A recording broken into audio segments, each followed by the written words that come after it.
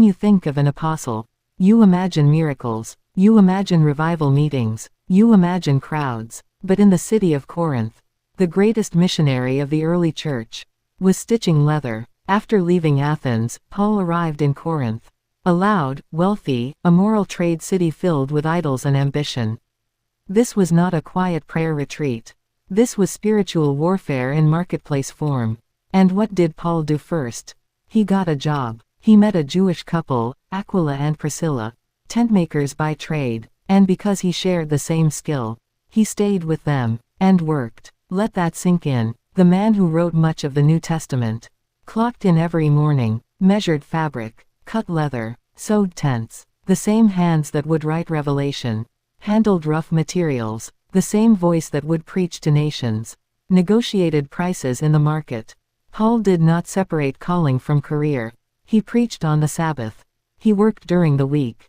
Ministry was not funded by fame. It was sustained by faithfulness.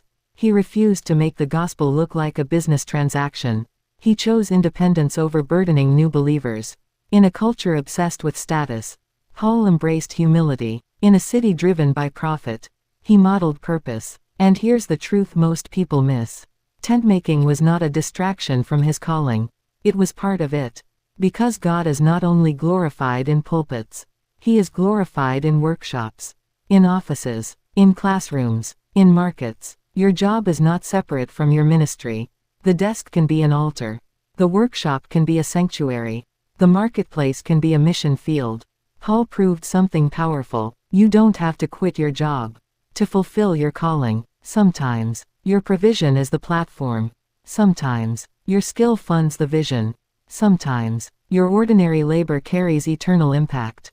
So if you feel unseen, if you feel like you're just working, remember Corinth. Remember the leather. Remember the needle. Remember the apostle who stitched tents by day and built the church by night.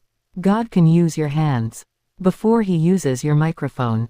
Faithfulness in the ordinary creates impact in the eternal.